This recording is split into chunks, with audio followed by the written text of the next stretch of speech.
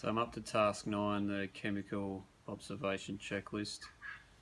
So the first item on the list is identifying the pests. So the pest is these weeds. We're going to spot spray throughout the yard. The correct equipment for the job.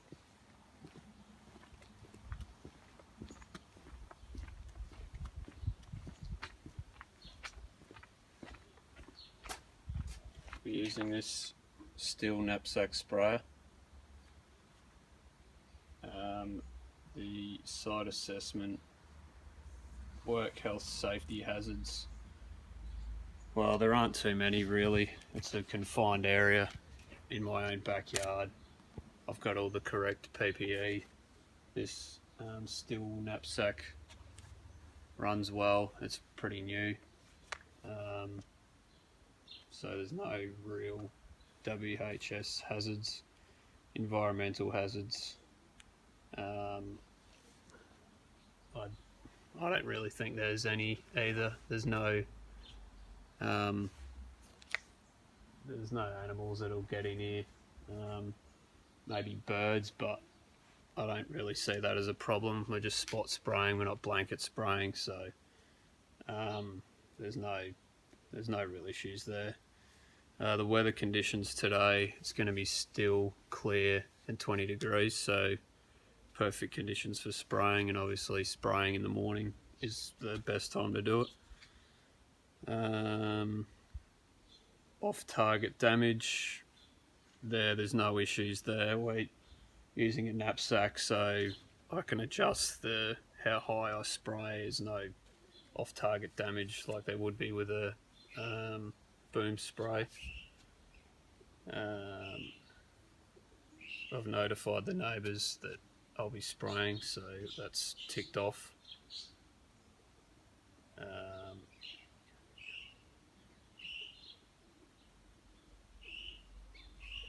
Selecting PPE, so I've got long sleeve shirt on, long sleeve pants, steel cap boots, sunglasses, wide brim hat. I've put sunscreen on.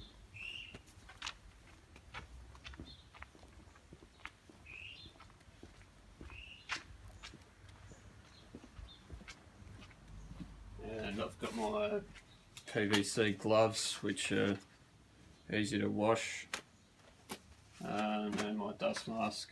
So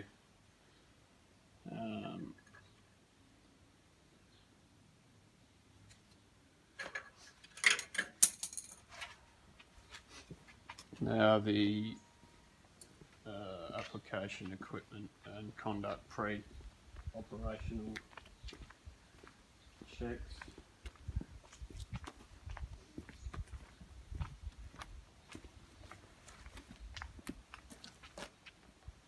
So we'll put some water, just some fresh water in there, and make sure it's all running properly, which I'm sure it will be.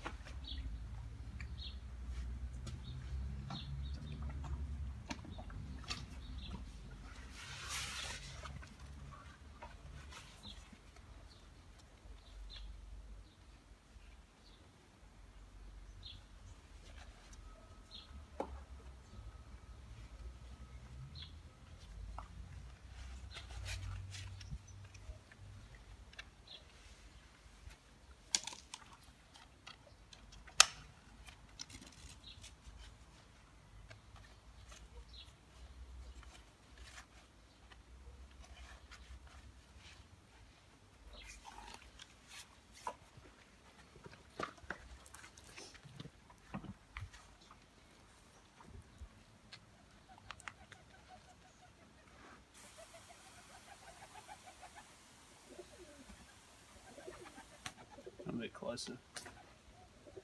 So there's good pressure there. Nothing's leaking.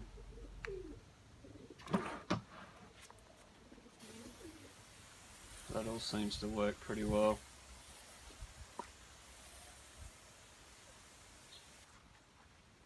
So we'll move on to the next task.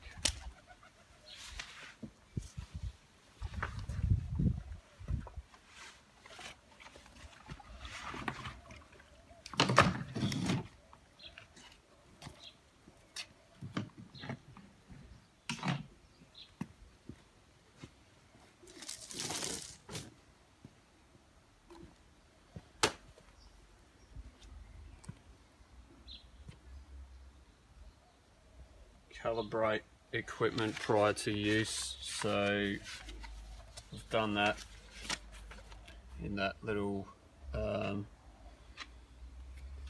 sheet, calibrations sheet there. So I've done that already.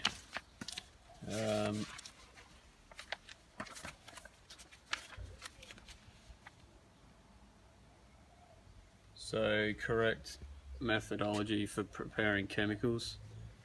So I've put 5 litres of water in there, so that's the first thing to do, put fresh water in there. We've made sure it's running. So the next thing to do is to mix the chemicals.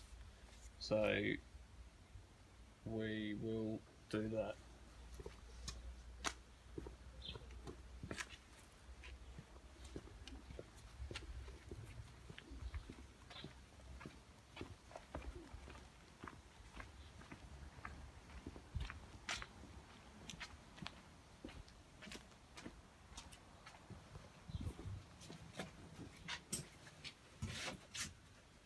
So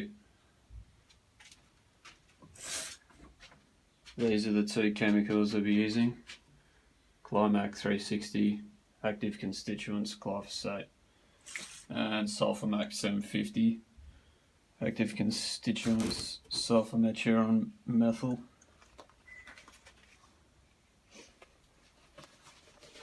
And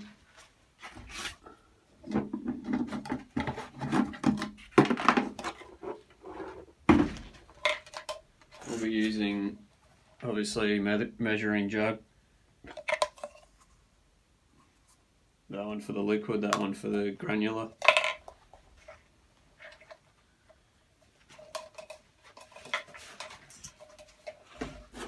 And also a dye so we can see where we've been, so we get the correct application.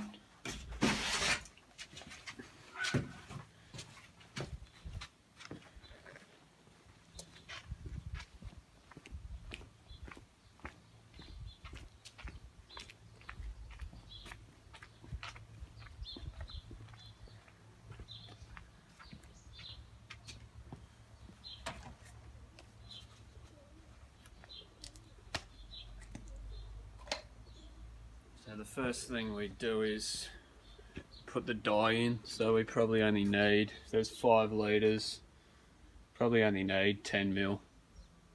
You just need to see a little bit of blue there, so you just squeeze that one up until it gets to 10 ml and tip it in.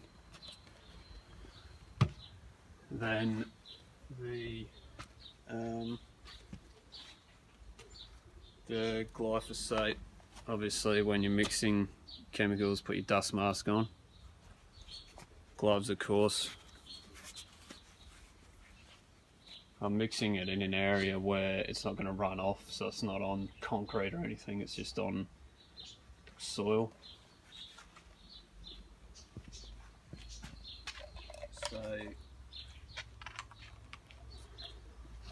we'd mix it, it's usually go at a rate of 10 ml per litre, so put 50 ml in of the glyphosate and then tip it in and then triple rinse the jug. So rinse fresh water through the jug back into your knapsack, so yeah, 3 times. And then for the sulfur mac will go we'll go 1 gram per litre, so I'll put 5 grams in. The thing with the sulfur mac is we have to dissolve it before we put it into the tank, otherwise it'll get clogged up and it won't come out of the nozzle correctly. So we have to put, I'll probably put, what's that jug?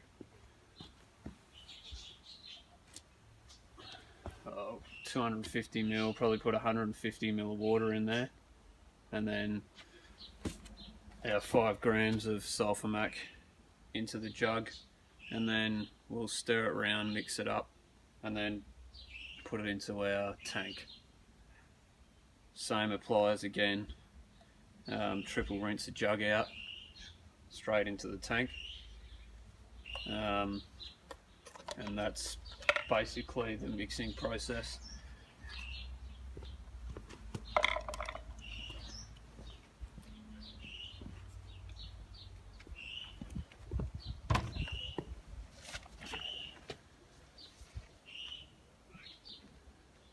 Applying chemicals in prescribed manner. So the best way is probably to work from the back of the yard to the back door there. So obviously you'd put your dust mask on when you're applying your chemicals.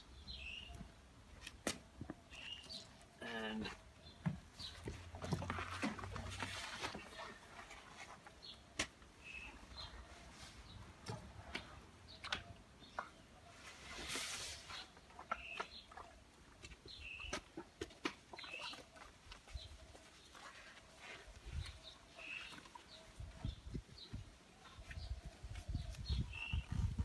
this is just a back support, so it takes the weight off your back a little bit.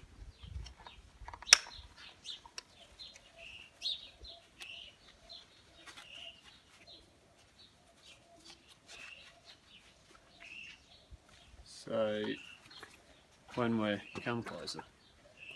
spraying with a knapsack, it's pretty straightforward. Pump with your left hand, spray with your right, and that's basically it. It's just a quick spray like that. Obviously don't walk through where you've been, so you spray here and walk backwards, working back this way. Yeah, that's basically it, I think, for that.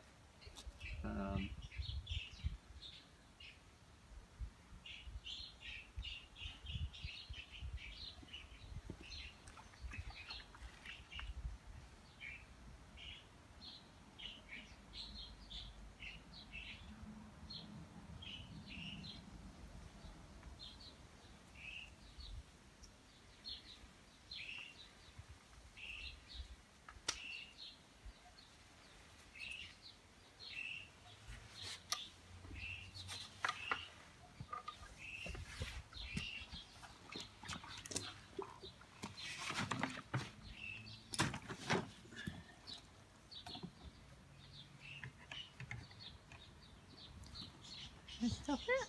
No.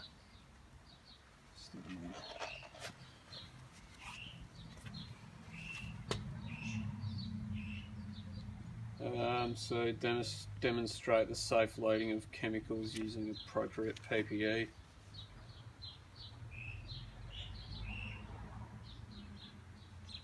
I assume that applies to transporting your chemicals by like a vehicle or a ute. So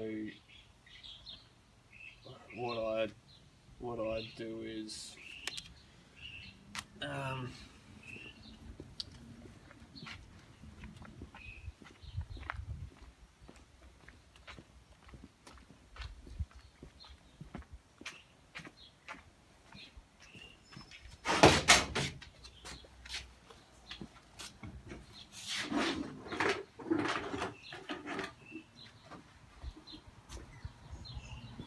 is just a bit of a makeshift transporting method, I suppose.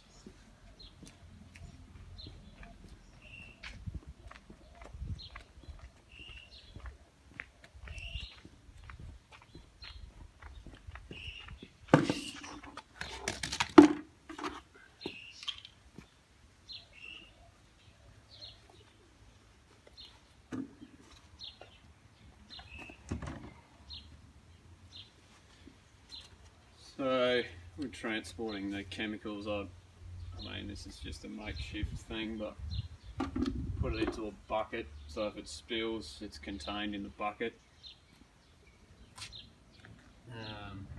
Same with the granular, and then the mixing, they can go in with that.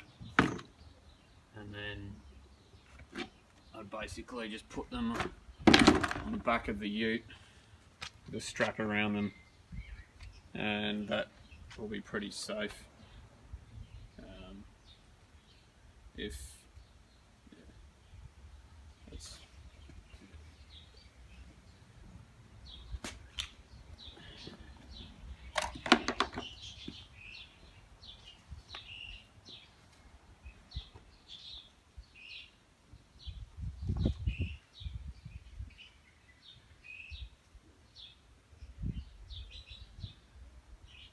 safe handling operating procedures. So next item, safe handling and operating procedures of application equipment, which we've sort of already touched on it, but I'll go through it again. It's pretty basic. So you make sure you got your dust mask on, which I won't put that on now because you won't be able to hear me speak. So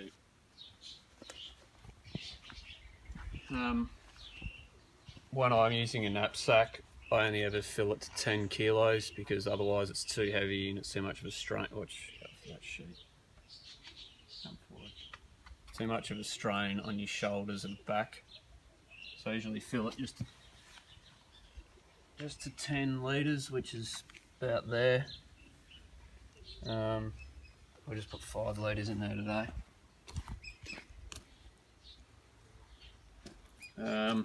So I usually, left hand's got the gun, right hand's got the shoulder strap, and just put it on like that, and then put the other shoulder strap on.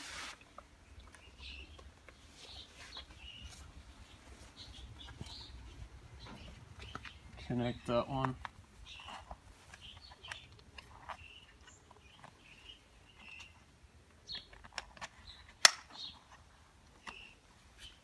Tighten it up, that one there, and then these hang down a bit, so you just tuck them in,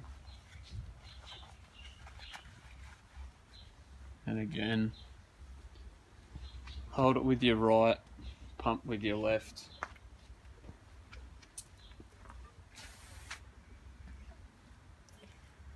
And obviously you adjust your pressure with your left hand pumping lever.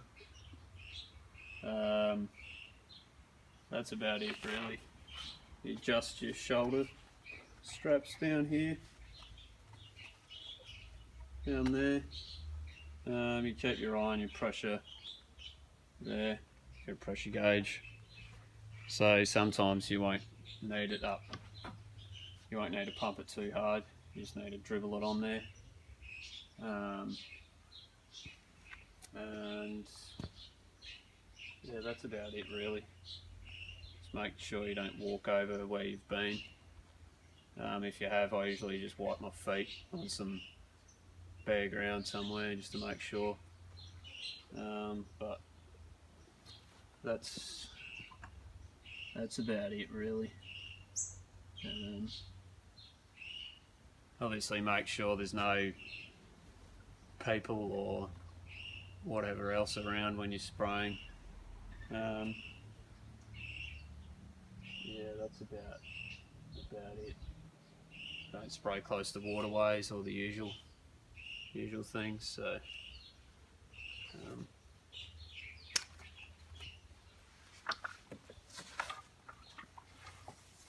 when you come closer, Ruth, when you're putting it down, just make sure you don't put it down on the hose, because you might kink the hose or put a leak in the hose. So and then I'll just make sure that the gun isn't pointing in the ground, up out of the way. Yeah, it's not going to fall over. It's pretty sturdy, that one there.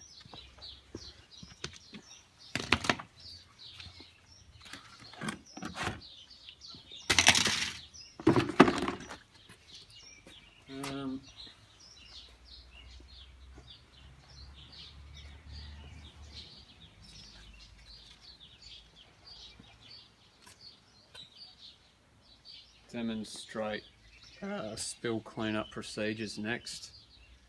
So in this instance, we've got a spill on the concrete here, and it's obviously not going to evaporate. First thing I'd do is grab a shovel.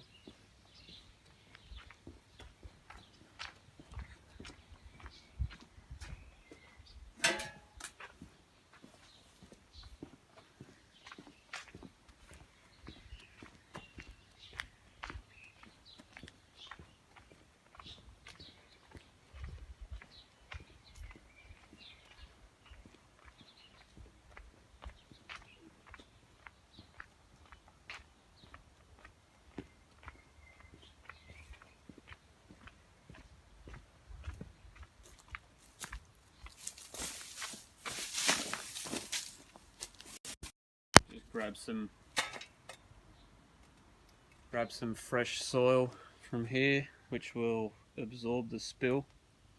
Yeah, it's a matter of, depending on the size of it, if it's just a small one, you can just put the soil straight on top. Let's say the spill was here, just sprinkle it over the spill, and that will absorb the spill, so you can leave it for 10 minutes, let it fully absorb the spill, and then shovel that up and dispose of it. So that's basically it for a spill. Just make sure it absorbs the chemical, pick it up, dispose of it, and that's basically it. Alright.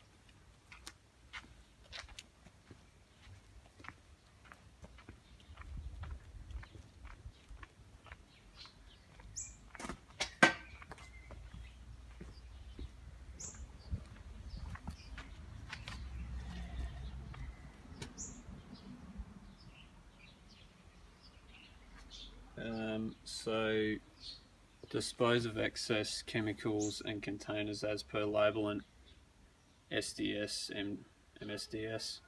So we'll go inside, I've got copies of the labels and MS and SDSs, so we'll have a look at them and see what they recommend for disposing of excess chemicals.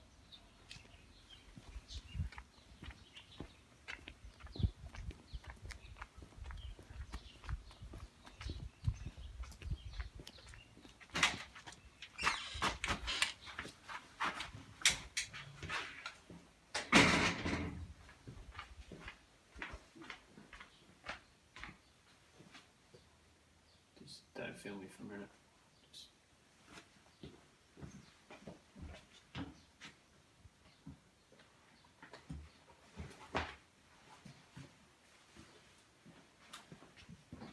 Alright, so we've got our folder. This folder's full of safety data sheets for everything. Fertilisers, chemicals, let's just spray sheets as well.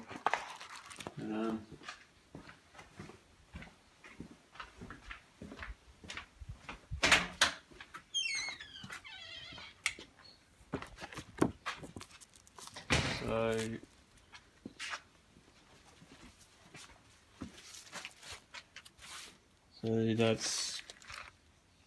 that's for the sulfur mac.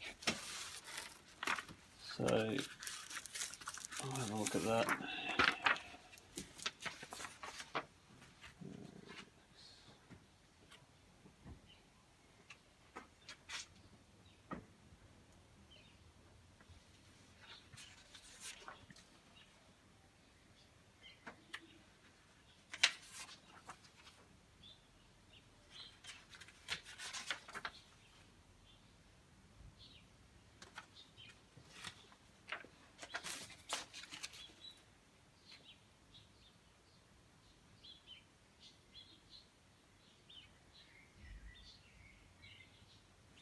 So it's got disposal considerations.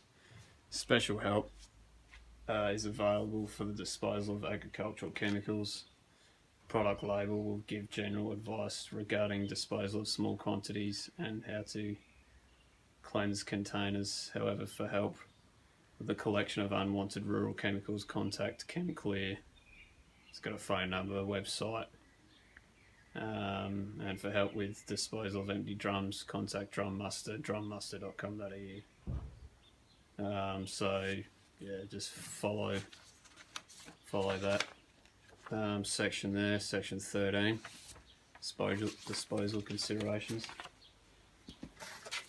And for the glyphosate, it's the same company, so I dare say it'll be the same.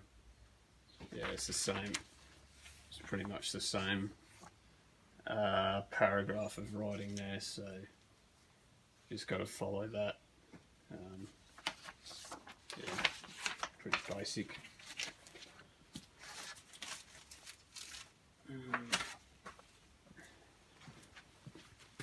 Where was the...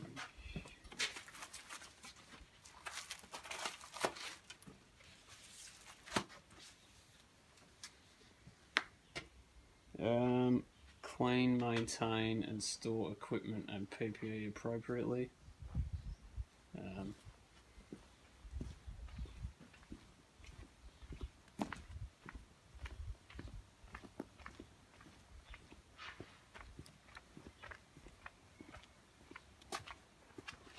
So with your gloves, just hose them off. Well, everything just runs straight off these. That's the type of material that it is. Everything just washes off it. With the dust mask, just monitor it. You might only get a few wears out of it, and then you'll have to buy a new one. With the spray tank, that'll need a triple rinse, so run water through it, pump the lever, run water through the nozzle, and you know it's clean when there's clear water coming out. So when you first do it, there'll be just your blue dye coming out. So you'll know when it's clean when there's fresh, clear, clean water coming out of the end of the nozzle there. So you just do that out of the way somewhere. Here I'd probably do it down the back somewhere. So yeah, that's basically it. Obviously make sure all your clothing and stuff's clean, so you might wash that separately to your day-to-day other clothing. Reporting any incidents. No, there's no incidents with spraying the knapsack. Because I work for there's a question here, who would you need to report an incident to? Because I work for myself, I'd take a note of it. I'd have the date, what I was spraying, where I was spraying, what I was using to spray, weather conditions, and if it was just a minor thing, obviously I wouldn't really worry about it, but if it was a catastrophic instance, then I'd trace down the correct phone number to call, or I'd call my fiance and she'd be able to help me out. So that's the procedure I'd follow. Terms of record keeping, come back over this way.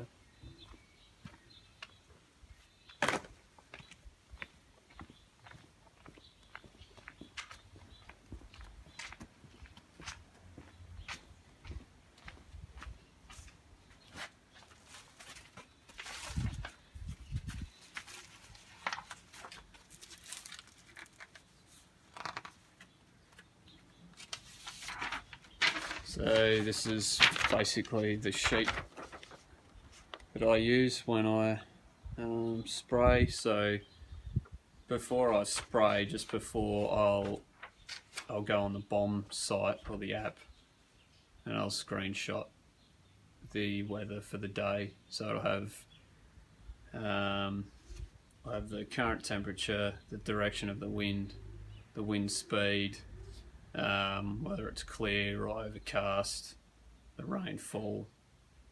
So that's all recorded in that section.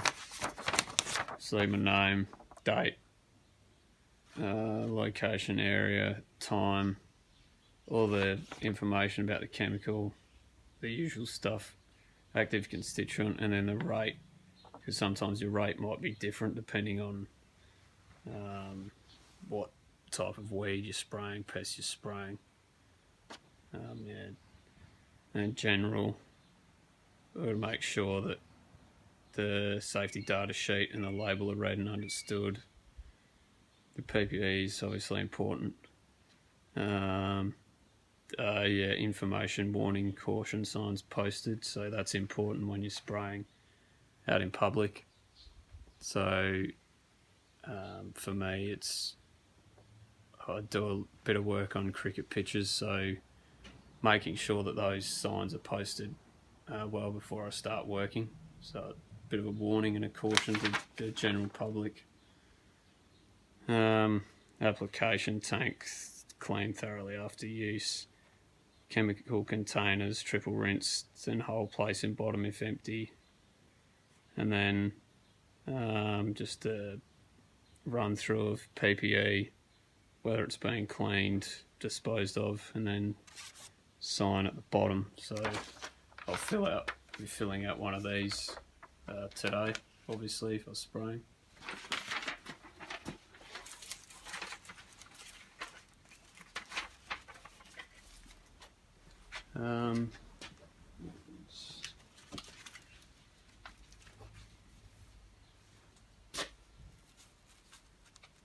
Work health and safety policies.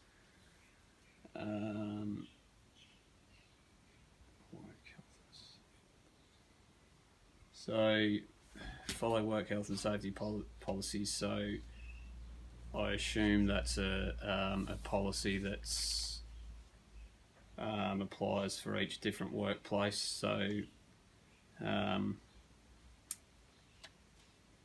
guess each workplace probably has one that they have to follow separately for spraying. So I don't have one of those, so that's something I'll have to look into. Follow enterprise environmental protection policies. I don't really know what that is, so I haven't done that. And that's all for the chemical observation checklist. Yeah, that's fine.